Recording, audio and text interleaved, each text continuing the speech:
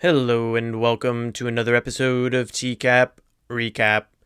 Tonight we are taking a look at JPW's second part 2 for Mr. Jean Pierre Wehry.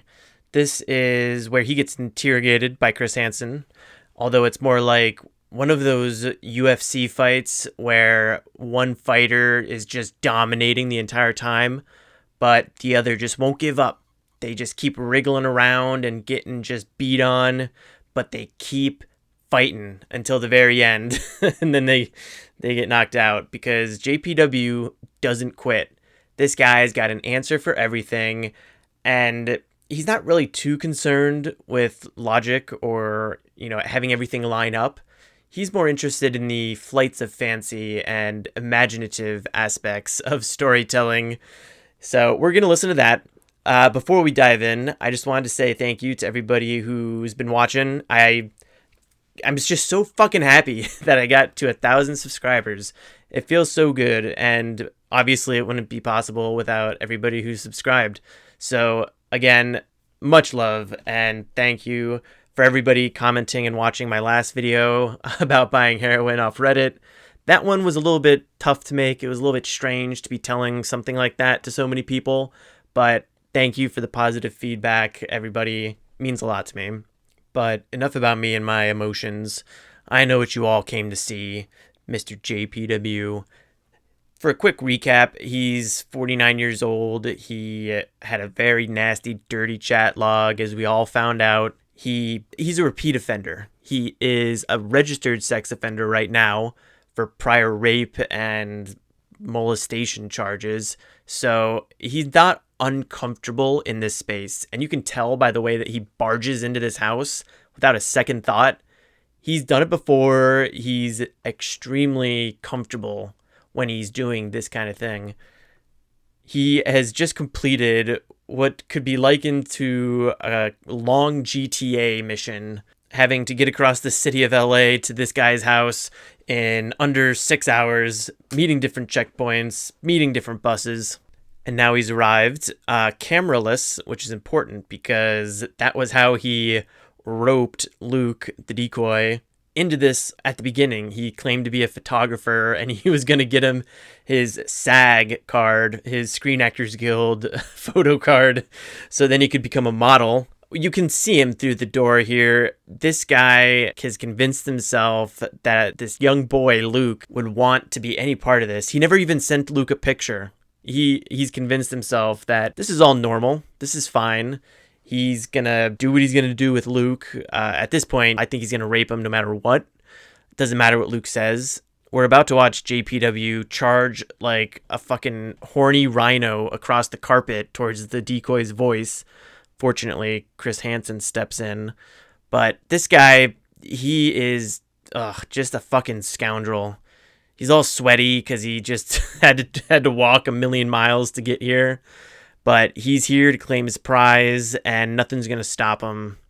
It makes you shudder to think, what if this guy showed up at some house and Chris Hansen wasn't there? Ugh. But anyway, let's watch him.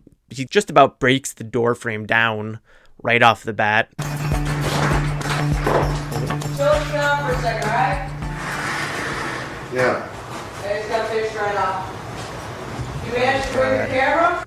It was like Wehry had... I'm watching the version that came out on TV because the uncut is like 25 minutes long, and that's just a really long video for me. I already make them pretty long as it is. That might have to be a two-parter, but let's get back to it. Had gone through an eco-challenge race. He had walked, he had gotten on a bus, he had walked some more, and when you see him come up the driveway, he's got a backpack and a hat, and he looks like a hiker. And he's weary. Thirsty. A little bit of wordplay by Chris Hansen there. He's looking pretty smug about it too. He was real happy about that line. He's not wrong. JPW could be seen as a hiker, especially when he puts his little Indiana Jones hat on. But he also just looks like a sweaty, ragged creep. He has a very distinct look about him, and it's not one of trustworthiness. This is a great shot right here. You have JPW charging into the dark. He thinks he's got it. You know, his worries no more because he's there. The kid's there. Doesn't appear to be anybody else in the house. He just walks right in. He is so happy at what's about to happen. And then you have Chris Hansen back here, who, just like JPW, is charging out, so excited about what's going to happen, ready to just rip into this guy. They're both just so excited right now for different reasons. Hey, sir, could you come back over here, please, and have a seat right on there? Ooh, you seem to be in a hurry there. Go ahead, have a seat right there. Oh. Sorry. Go ahead, please sit down. Why were you in such a hurry to get over on the other side of the fence? Oh, nothing. I thought I was looking for somebody, and that's all. I'm sorry. And who were you looking for? John Pedersen. John? So it begins. The famous John Pedersen, who, much like those other shadowy figures, Adriana, who said she was 22, and Kevin from the base, who somehow finagled Ernest Timmons into going on a reconnaissance mission to the Sting House, John Pedersen is getting poor old JPW into a load of trouble. And notice how quick JPW came up with that. He licked his lips and came out with John Pedersen. You'll notice he licks his lips a lot. I think it's some sort of superpower where he licks his lips and his brain works a little bit faster, something. It doesn't work as well other times, but he came up with this fast, and just 2 seconds ago, he was so horned up he couldn't even walk straight, and now he's coming up with this John Pedersen story. So he's quick. He's like this weird combination of very imaginative and quick while also being overall pretty stupid. And that's why his story doesn't make any sense. He doesn't pull a Jerry Griffith and just stick with like 2 or 3 solid facts and fall back on them. He just creates new facts out of thin air like some sort of wizard. Now, it wasn't the most explosive or dramatic reveal of Chris Hansen that we've seen, and that's because JPW is a pro. He can handle himself in stressful situations. He's been through this before when he got arrested for the priors. He's not some newbie like Richard Brialt, whose only tactics are to sob and chew gum loudly. No, JPW, he's sizing up Chris Hansen right now. They're squaring off. Let's see how it goes. Pedersen. Yeah. And why were you looking for John? Well, I was going to talk about some business. And what business was that? I'm going to try to find a job somewhere, and I heard about John Pedersen. And why did you come to this house looking for John Pedersen?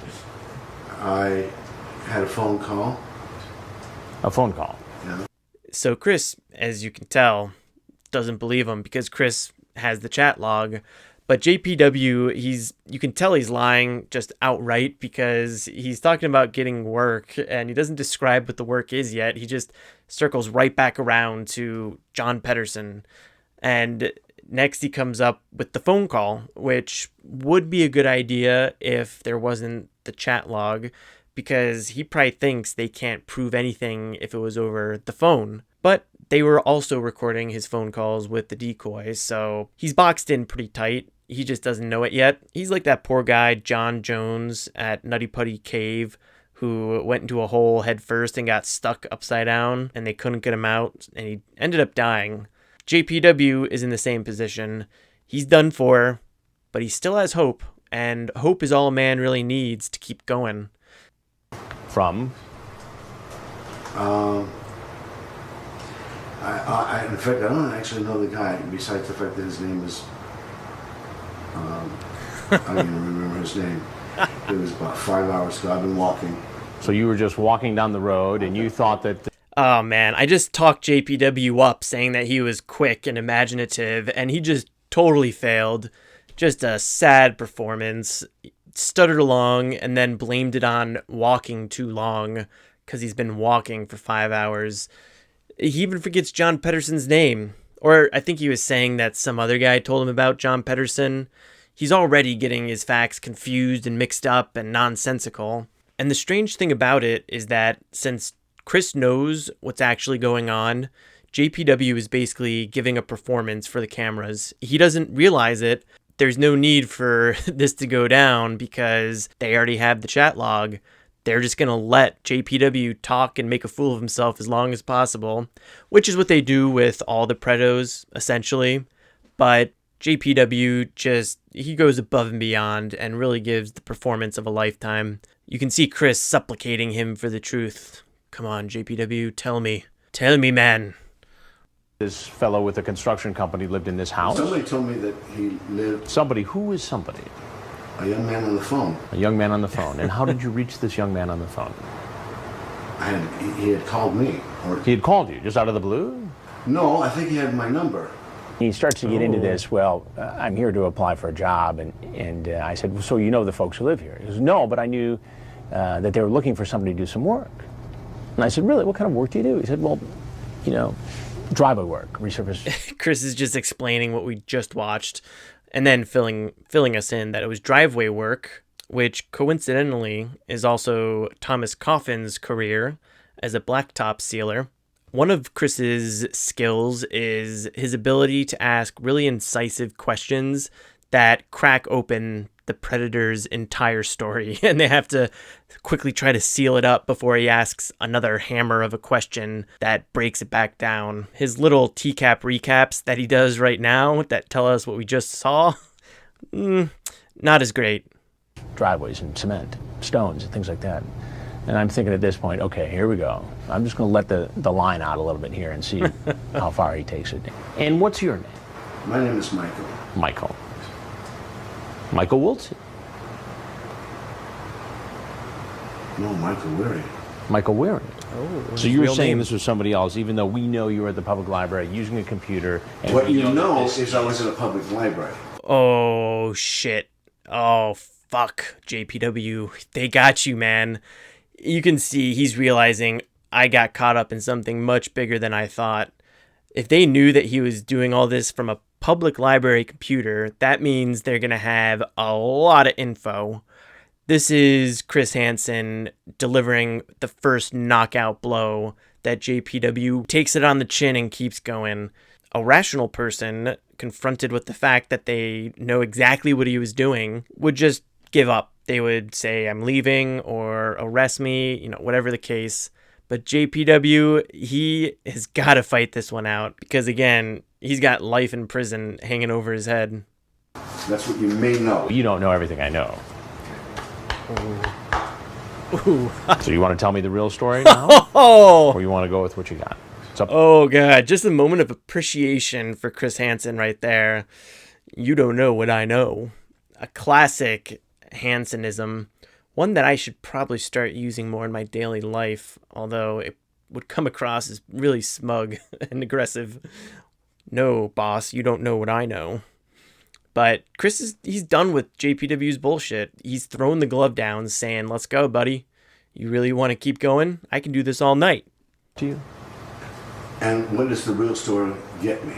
It's not the first time somebody has tried to take that position. That's an old email account. I don't use it anymore. But when you take them through the math of the situation, okay, this is your screen name, right.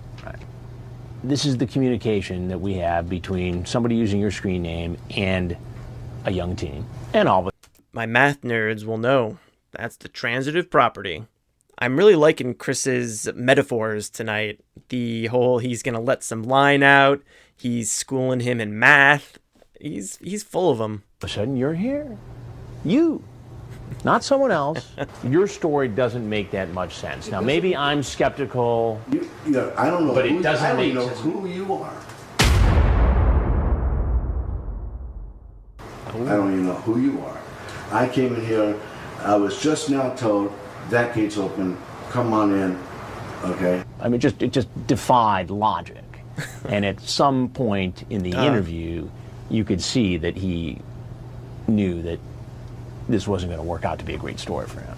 What this sounds like, Michael, is that you were coming here to have sex with a 13-year-old boy. Hell no. But why would you say these things to somebody you thought was a 13-year-old boy? Somebody else that was also on the computer in the library been using my name. Oh. So Classic. it's one big mix-up. I'm telling you what I came here for, and I don't have sex with anybody. Not me. And if you were, He doesn't have sex with anybody. Just disregard his prior convictions and the entire chat log, because JPW has finally decided to come clean and admit that he is basically asexual and doesn't want to have sex with anybody. That would certainly make him look better in this situation. That might lend some credence to his absurd defense, but everybody knows it's not true. JPW knows it's not true. JPW knows that Chris Hansen knows it's not true. He's just throwing shit at the wall to see what will stick at this point. The question is, does he think that Chris is a police officer? Or does he suspect that there's something bigger going on? Does he think that this is the father? JPW is playing it very defensively. He's actually getting a little sassy back at Chris when Chris dares threaten his very convincing story. This sassiness leads me to believe that he thinks Chris is a police officer, because JPW wouldn't be saying this to somebody he thought was the father of his victim. He would be much more ingratiating to them. Let's keep watching and see how he goes. anybody had access to my record, you look at my record, you figure out that the only time I had any problems with anybody was a young woman, unless you look at my adolescent stuff. And then I was an adolescent. So you've got... No, JPW. You were out of your adolescence when you were committing your crimes. You were just in prison as recently as 2000 for failing to register as a sex offender. It's certainly a new theory, and it's a bold one, to claim that you can't be here to rape this boy because you've already been sentenced in the past for raping a girl. Oh, I don't have sex with anybody, except that one time in my adolescence. Like, his stories aren't even close to matching up. Actually, I guess they would match up if you just assume that his sexuality is rapist. I'm guessing I do. You're guessing you do. I have a record, you know it. You had a problem with a young woman. A long time ago. So JPW has figured out what's going on. He keeps sticking that tongue out, and it's white, and it kind of looks furry. It's just disgusting. And he's just sticking it straight out. Ugh. And of course, he's not drying up either. He's just getting sweatier under the scrutiny. Oh man, this gaze from Chris Hansen he's giving him right now, JPW can't handle that kind of heat. He is wilting. Oh, that's a great picture. That's a great image right there, Chris Hansen. That's something you could put in a frame, hanging on your house. Did you do time for that? Don't you know? I'm asking you. Why are you asking? I want to know the truth. Yes, I've done time for that. Yes, I want to know. Where did you do time? Chris is taking a very light approach with his voice and the way he's speaking, but of course he's maintaining a delicate balance to hold JPW in his thrall and squeeze these answers out of him. Straight up, I've done time for that. It was a young woman. Ain't no kids in me. We know. Oh, see, a new avenue of defense. JPW he's seen an escape. He can admit to this other horrific crime that he already did time for in order to divert from the current crime he just got caught red-handed in. Does he think Chris Hansen is an idiot? Does he look at that man in that suit and think that he's an idiot? JPW. He's got a criminal history. And then we have this chat. It's right there in black and white. You're talking to a boy named Luke. I don't know a boy named Luke. I'll be there as close to 11 as possible, so I will need your number so that I can call you when I'm near the bus stop. I will look for you, and we will discreetly go to your room and talk. And we'll talk about whatever pops up and stimulates you into whatsoever you want. You are reading me something that somebody wrote. I'm sorry to hear that. So I need exact bus. You are reading something that somebody wrote, and I'm sorry to hear that. He's not going down. He's not going to just give up. of course, although he could not have looked more fucking guilty in the last 10 seconds right there. He looks away, he licks his lips. His body language says, "Fuck, you got me," while he's lamely offering up some inane excuse, some truism. Stop near our place as I get off. I'll walk toward your street, so you also must tell me how to get to your bed from there. Well, I don't know about what everybody that this person has said to a 13. I never even met a 15-year-old. Well, the reason why I'm so curious. What is this? JPW has this little pen right here. I wonder what he uses that for. Doesn't strike me as somebody who would be taking down a lot of notes or drawing pictures or any such thing. He's not one of those amazing artists that can just bust out some drawing. So you have to assume that it's for nefarious purposes. It could mean he's just a guy that likes to be prepared, but I am very curious about what he was using that pen for. What are your ideas? What do you think? Let me know in the comments. To a 13, I never even met a 15-year-old. Well, the reason why I'm so curious about all of this is that I'm Chris Hansen with Dateline NBC. Oh. We've been doing a story on computer predators, adults who go online to try to meet young teenagers.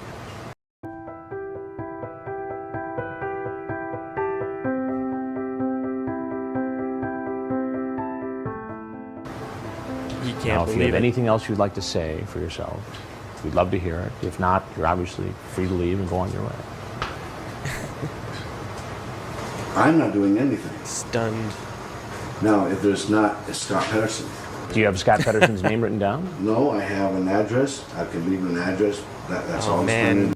Chris saw the pen too and was thinking, there's no way this asshole writes anything down, and takes a risk. He asks him if he wrote down John Pedersen anywhere, which JPW could have done.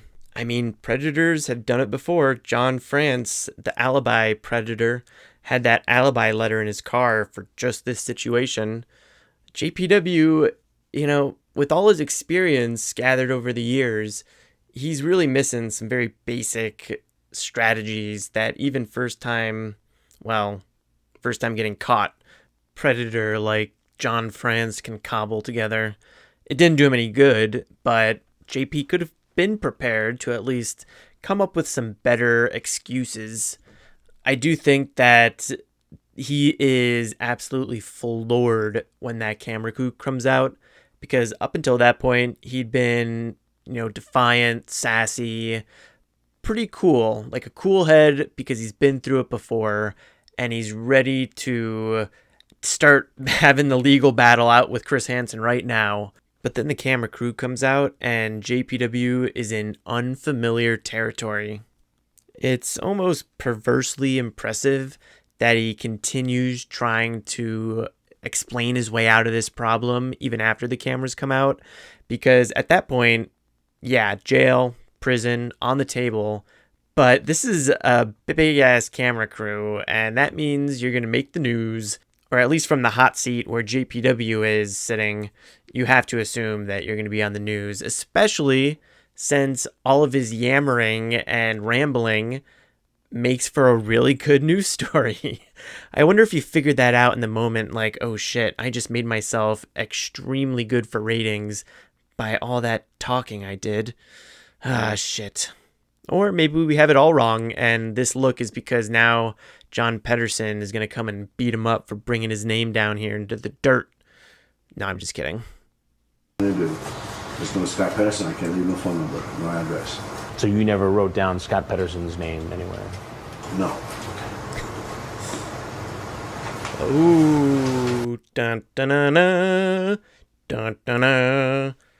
That was my poor imitation of the Indiana Jones theme song. But he is a smooth character. That hat, that confidence when he stands up.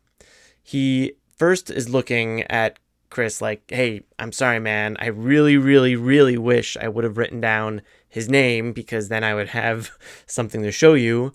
But this is all I got. And then he puts his hat on, stands up like he's steeling himself for what's to come.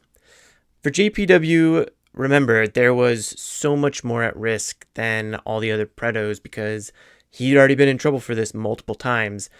So ever since that camera crew came out, which essentially sealed his fate, he wasn't talking his way out of it anymore, he's had time to think about what this means for him in both the near and far future. He's 49 years old, suddenly facing down a life sentence. JPW has this strange resilience about him. You know, most of the other predos can't go as long as he did. They can't keep talking, they give up, they give in to despair. But JPW keeps trucking along no matter what happens and keeps trying to weasel his way out. So it's not an honorable resilience. It's nothing that's good. He's just very persistent. He reminds me of a cockroach because he keeps getting stomped on by the metaphorical boot of Chris Hansen, and he just keeps going. He can't be taken out. He just keeps scurrying along, trilling and making weird noises and smelling. All right, let's watch him skedaddle on out of here, straight into the arms of the cops. He maintained until the very end of the interview that he was just a dusty, determined traveler who came from a long ways away to try. He was really mean to that screen door. He almost knocked it off when he walked in, when he charged in like a bulldozer, and then he just kind of smacks it aside on his way out. Just one final fuck you to the people that ruined his good night. Whenever I see these guys get arrested, I always wonder what they had planned for the next day or week or whatever. Like, what was JPW going to do tomorrow? Go run receipt scams at Walmart?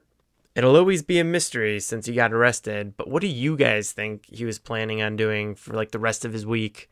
What did a day in the life of JPW look like prior to this? Whatever he's doing, it's sticky, stinky, and gross. Possibly even crusty. To get honest work. The problem with that, of course, is honest work. None of it makes sense. When you put it all together, the chat, his crumbling story, and the fact that, you know, he's the guy sitting in the kitchen across from me, you know, it doesn't look good for him. The young man I thought was supposed to be here. What's that person's name? Scott was supposed to be here, and he didn't mention his name. I just said, look at Scott. Who's Scott? The guy I was supposed to meet. I was told. You work construction? I was looking for any kind of job. Wait a second. There's Scott now. There's John Peterson. There's Luke. I don't know why I keep questioning his motives or why he's doing what he's doing, because it's clear he doesn't even know what he's doing or why he's doing it. If you've ever tried meditation, you know it's about existing in the present, not thinking about the future or the past, just being in the moment. Most people, when they experience that, it's a state of joy, relaxation.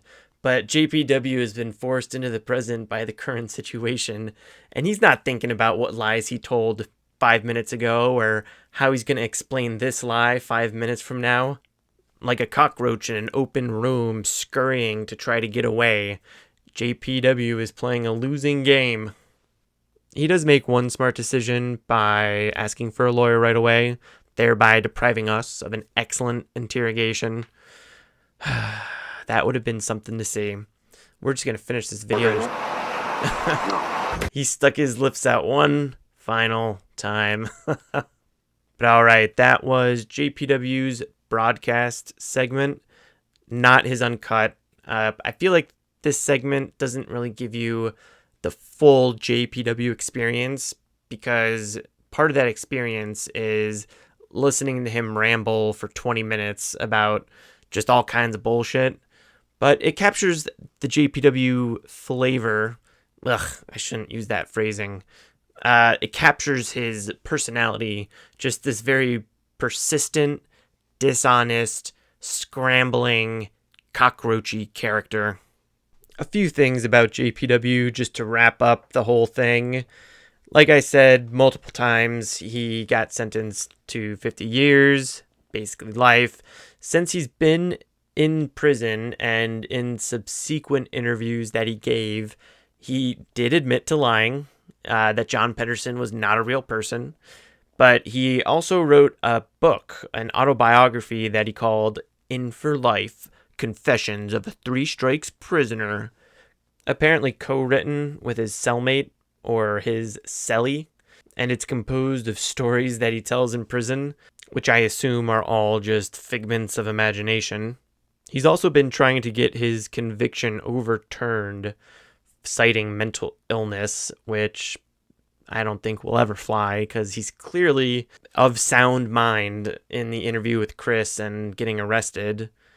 He also shows a certain low cunning with his plotting and fake narratives to try to get out of the situation he's in.